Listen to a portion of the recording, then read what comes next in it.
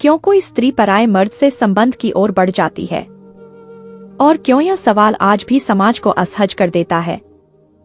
दिखने में यह प्रश्न जितना सरल लगता है, असल में उतना ही खतरनाक है, क्योंकि यह सवाल किसी स्त्री के चरित्र से ज्यादा समाज की उस कमजोर नस को छूता है जिसे हम अक्सर नजरअंदाज कर देते हैं।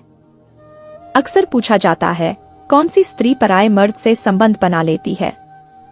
लेकिन यह सवाल ज्यादातर गलत इरादों से पूछा जाता है, कभी सनसनी के लिए, कभी दोष लगाने के लिए और कभी सिर्फ उत्तेजना के लिए, जबकि चाणक्य इसे एक चेतावनी की तरह देखते थे और स्टोइक दार्शनिक इसे आत्मनियंत्रण के टूटने का संकेत मानते थे। यह वीडियो किसी भी स्त्री को नीचा दिखाने के लिए नहीं है, यह उस मानसिक संरचना को समझने की कोशिश है जो किसी भी स्त्री या पुरुष को अपनी सीमाएं तोड़ने पर मजबूर कर देती है। दोस्तों, यह विषय सिर्फ रिश्तों तक सीमित नहीं है, यह आपके पूरे जीवन, आपकी इज्जत और उस भरोसे की बात है जो आपने अपने जीवन साथी पर किया है। जरा सोचिए, वही स्त्री जिसे आपने अपने सिर का ताज बनाया, जिससे आपने सुख दुख बांटने की कसम खाई, अगर वही किसी और मर्द से रिश्ता बना ले तो जिंदगी एक पल में वीरान हो सकती है। और यह कोई कल्पना नहीं, यह कड़वी सच्चाई है। आचार्य चाणक्य, वही महान चाणक्य जिनकी नीतियां आज भी दिशा देती हैं, उन्होंने इस सच को बहुत पहले पहचान लिया था। उन्होंने साफ शब्दों में उन स्त्रियों के बारे में लिखा जो पति के होते हुए भी पराये मर्द की ओर आकर्षित हो जाती हैं। आज हम इसी विषय की परतें खोलेंगे, तथ्यों के साथ, लक्षणों के साथ और चेतावनी के साथ। चाणक्य की बात सीधी और कड़वी है। चरित्र नहीं, परिस्थिति इंसान को गिराती है। उनका स्पष्ट वाक्य है, जो अपने मन का स्वामी नहीं, वह किसी का नहीं होता। वे कभी यह नहीं कहते कि हर स्त्री गलत होती है। वे कहते हैं, जहां आत्मसंयम नहीं होता, वहीं अवसर अपराध बन जाता है। पराये मर्द से संबंध की कगार पर खड़ी स्त्री को समझने के लिए सबसे पहले यह जानना जरूरी है कि उसने क्या खो दिया है। वह भीतर से किस चीज से खाली हो चुकी है, क्योंकि खालीपन ही अक्सर गलत इच्छाओं को जन्म देता है। स्टोइक दर्शन भी यही कहता है, मनुष्य को दुख लोग नहीं देते, उसकी इच्छाएं देती हैं। दार्शनिक एपिक्टेटस के अनुसार, जो व्यक्ति बाहरी ध्यान, प्रशंसा और उत्तेजना पर जीता है, वह कभी स्थिर नहीं रह सकता। और यही सिद्धांत जब स्त्री मनोविज्ञान से जुड़ता है तो तस्वीर और भी साफ हो जाती है। याद रखिए, सच्ची ताकत दूसरों को नियंत्रित करने में नहीं, खुद पर नियंत्रण रखने में है। जो व्यक्ति अपने मन को समझ लेता है, वही अपने रिश्तों, अपने सम्मान और अपने भविष्य को बचा पाता है। इसलिए यह वीडियो सिर्फ जानकारी नहीं, एक चेतावनी है और एक मौका है खुद को मजबूत बनाने का। जब कोई स्त्री भावनात्मक रूप से उपेक्षित हो जाती है, जब उसे लगता है कि उसे देखा नहीं जा रहा, सुना नहीं जा रहा, जब वह अपने अस्तित्व पर ही सवाल उठाने लगे और भीतर से खालीपन महसूस करे, तब उसका मन बाहरी पुष्टि ढूंढने लगता है। यहीं से पतन की प्रक्रिया शुरू होती है। पहली पहचान, ध्यान की भूख।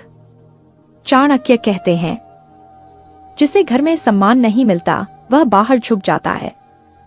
ऐसी स्त्री को हर जगह देखा जाना अच्छा लगता है।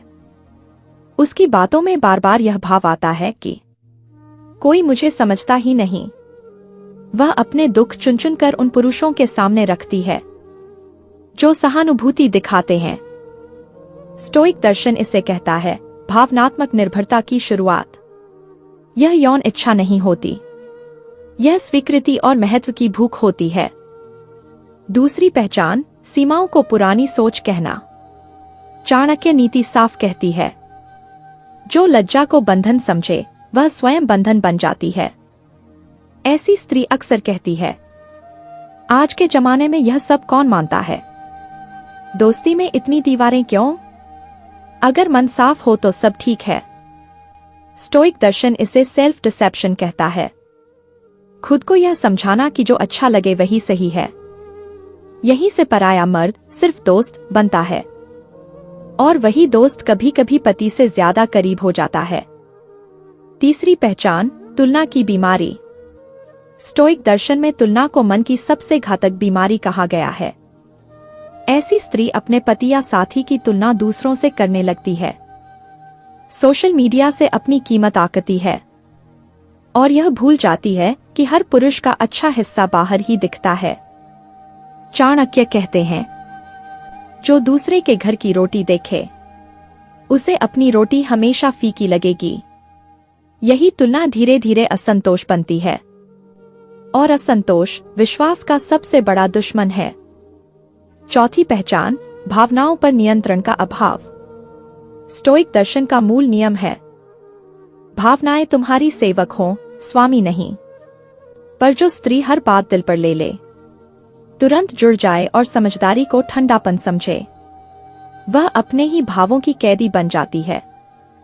वह कहती है, वह मुझे समझता है, वह मुझे सुनता है, उसके सामने मैं खुली हूं।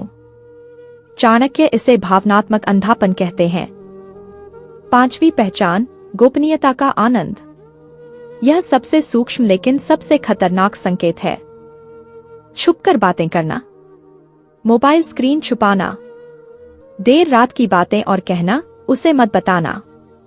स्टोइक दर्शन चेतावनी देता है, जो कार्य तुम उजाले में नहीं कर सकते वह अंधकार में भी गलत ही होता है। यही रोमांच अक्सर सीमा पार करवा देता है। चाणक्य नीति किसी स्त्री को दोषी नहीं ठहराती, वह परिस्थिति, स्वभाव और अनुशासन की बात करती है। जहां आत्मसंयम नहीं होता वहां चरित्र टिक नहीं पाता। और स्टोइक दर्शन जोड़ता है, जो भीतर से पूर्ण है उसे बाहर कुछ खोजने की जरूरत नहीं पड़ती। यही कारण है कि सवाल यह नहीं है कि स्त्री गलत क्यों करती है, सवाल यह है कि वह खाली क्यों हो जाती है। और अब सबसे अहम प्रश्न उठता है, जब यह खालीपन बढ़ता है तो पराया मर्द सहारा कैसे बन जाता है। दोस्तों, गलती कभी एक दिन में नहीं होती। चाणक्य साफ कहते हैं, विनाश अचानक नहीं आता, उसकी भूमिका रोज लिखी जाती है। कोई स्त्री एक सुबह उठकर यह फैसला नहीं करती कि आज वह किसी पराये पुरुष से संबंध बनाएगी। यह एक बेहद धीमी प्रक्रिया होती है, इतनी शांत और बिना शोर की कि उसे खुद भी पता नहीं चलता कि वह कब सीमा से आगे निकल गई। स्टोइक दर्शन इसे कहता है, slippery decline of the mind, यानी मन का बिना आवाज फिसल जाना। हर कहानी की शुरुआत भावनात्मक खालीपन से होती है। अक्सर ऐसी स्त्री के जीवन में पति या साथी व्यस्त होता है, संवाद कम हो जाते हैं, सराहना खत्म हो जाती है और स्पर्श केवल औपचारिक रह जाता है। स्टोइक दार्शनिक मार्कस ऑरेलियस लिखते हैं, जब आत्मा को पोषण नहीं मिलता तो वह कहीं भी भोजन खोज लेती है। यही खालीपन पराये मर्द के लिए जगह बनाता है। दूसरा चरण, कोई बस सुन ले। यही सबसे खतरनाक मोड़ होता है। पराया मर्द शुरुआत में नायक नहीं बनता, वह सलाहकार भी नहीं बनता, वह सिर्फ श्रोता बनता है। बिना टोके सुनता है, सहानुभूति दिखाता है। चाणक्य नीति कहती है, जो तुम्हारा दुख सुन ले वह तुम्हारे मन में प्रवेश कर लेता है। यहां अभी कोई गलत इरादा नहीं होता, लेकिन स्टोइक चेतावनी देता है, जिसने तुम्हारी भावनाओं पर अधिकार पा लिया वह तुम्हारे निर्णयों पर भी अधिकार पा लेगा। तीसरा चरण, तुलना का बीज। अब स्त्री अनजाने में तुलना करने लगती है। वह तो समझता है, वह इतना रूखा नहीं है, उससे बात करना हल्का लगता है। चाणक्य कहते हैं, तुलना सम्मान को मार देती है। यह तुलना शोर नहीं करती, यह मन में फुसफुसाती है। स्टोइक इसे कहते हैं, साइलेंट करप्शन ऑफ जजमेंट। चौथा चरण, गोपनीयता की शुरुआत। अब बातें सबके सामने नहीं होती। देर रात के संदेश, छुपी हुई कॉल, और यह तर्क वह बस दोस्त है। यही स्त्री खुद से झूठ बोलने लगती है। स्टोइक दर्शन स्पष्ट कहता है, जब तुम अपने कर्मों को सही ठहराने लगो, समझ लो वे सही नहीं हैं। गोपनीयता ही आने वाले पतन की नींव बनती है। 5वां चरण, भावनात्मक निर्भरता। अब खुशी हो तो उसे बताना, दुख हो तो उसी को ढूंढना और फैसलों से पहले उसकी राय लेना। चाणक्य नीति इसे मन की दास्ता कहती है। जो परामर्श बिना अधिकार के दिया जाता है, वही धीरे धीरे अधिकार भी ले लेता है। अब पराया मर्द जरूरत बन चुका होता है। 6ठा चरण, सीमा का धुंधला होना। यह सबसे निर्णायक बिंदु है। हल्की छुअन, लंबा आलिंगन, भावुक पल। स्टोइक दर्शन कहता है, जो चीज छोटी लगती है वही आगे चलकर सबसे बड़ी बनती है। यहां स्त्री अक्सर कहती है, बस एक पल था, कुछ नहीं हुआ। लेकिन चाणक्य चेतावनी देते हैं, जो सीमा एक बार लांघी जाए वह फिर सीमा नहीं रहती। 7वां चरण, आत्मधोखा।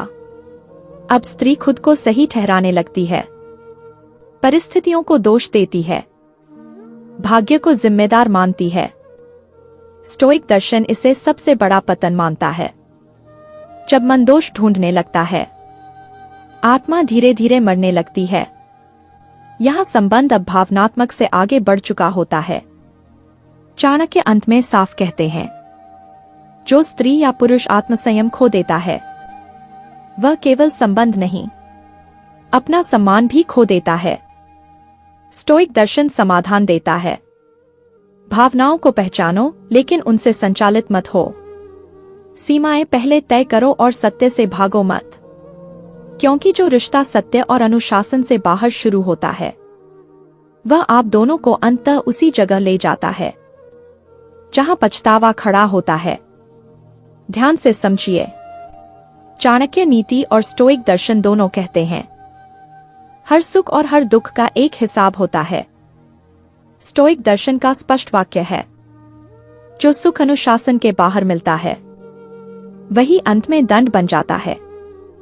पराये मर्द से बना संबंध शुरुआत में राहत देता है, लेकिन अंत में वही राहत आत्मा पर बोझ बन जाती है। चाणक्य इसे और सीधे शब्दों में कहते हैं, जो रास्ता आसान लगता है, अक्सर वही पतन की ओर जाता है। दोस्तों, अगर आप यहां तक आए हैं, तो अब कड़वा सच सुनकर ही जाइए और यह वीडियो उन स्त्रियों तक भी पहुंचाइए जो सच से डरती हैं। सबसे पहला नुकसान, आत्मसम्मान का क्षय। सबसे पहले आत्मसम्मान टूटता है। ऐसी स्त्री बाहर से सामान्य दिख सकती है, लेकिन भीतर वह खुद को पूरा सम्मान नहीं दे पाती। अकेले में खुद से नजर नहीं मिला पाती। हर खुशी के भीतर अपराध की एक परछाई छुपी होती है। स्टोइक दर्शन कहता है, जब मन स्वयं को छोटा समझने लगे, तब बाहर की दुनिया बड़ी लगने लगती है। दूसरा नुकसान, निरंतर भय। चाणक्य कहते हैं, जो छुपकर जीता है वह डरकर मरता है। ऐसे संबंध के बाद स्त्री हमेशा पकड़े जाने के डर में रहती है। हर सवाल में शक, हर शांति में तूफान की आशंका। स्टोइक दर्शन इसे कहता है, परमानेंट एंजाइटी। यह भय किसी व्यक्ति से नहीं, खुद की स्मृति से होता है। तीसरा नुकसान, भावनात्मक भ्रम। सबसे कड़वी सच्चाई यही है, पराया मर्द अक्सर जितना देता है, उससे कहीं ज्यादा ले लेता है। वह पूरी जिम्मेदारी नहीं उठाता, वह सुविधा तक साथ रहता है, संकट में पीछे हट जाता है। चाणक्य नीति में लिखा है, जो पुरुष पराई स्त्री से सुख लेता है, वह संकट में उसे अकेला छोड़ देता है। तब स्त्री समझती है, जिसे वह अपना मान बैठी थी, वह कभी अपना था ही नहीं। चौथा नुकसान, रिश्तों में कड़वाहट। अब पति या साथी और भी दूर लगता है, और भी गलत, और भी असहनीय, क्योंकि तुलना अब आदत बन चुकी होती है। स्टोइक दर्शन चेतावनी देता है, जिसने तुलना करना सीख लिया, उसने संतोष खो दिया। यह कड़वाहट पहले मन को तोड़ती है, फिर घर को। 5वां नुकसान, पहचान का विघटन। अब स्त्री खुद से पूछती है, मैं ऐसी कैसे बन गई? मैं तो ऐसी नहीं थी। स्टोइक दर्शन कहता है, मनुष्य अपने निर्णयों का योग होता है और इसे स्वीकार करना सबसे कठिन होता है। चाणक्य कहते हैं, जो स्वयं से भागता है वह कहीं शांति नहीं पाता। यह समझना जरूरी है। चाणक्य और स्टोइक दर्शन कभी समाज की सजा की बात नहीं करते। वे कहते हैं, सबसे बड़ा दंड आत्मा देती है। बेचैनी, असंतोष, अकेलापन और स्वयं पर क्रोध, ये सब अदालत के बिना मिलते हैं। स्टोइक दार्शनिक सेनेका लिखते हैं, अपराध से बड़ी सजा अपराधी मन होता है, लेकिन समाधान भी है। चाणक्य नीति कहती है, भावनात्मक सीमाएं पहले तय करो। दुख बांटने के लिए हर व्यक्ति योग्य नहीं। जो सुन रहा है वह मित्र हो, यह जरूरी नहीं। जहां सम्मान है वहीं ठहरो। जहां सम्मान कम लगे वहां सुधार करो, पलायन नहीं। स्टोइक दर्शन जोड़ता है, अपनी भावनाओं को देखो पर उनसे शासित मत हो। बाहरी पुष्टि की आदत छोड़ो, आत्मसंतोष विकसित करो।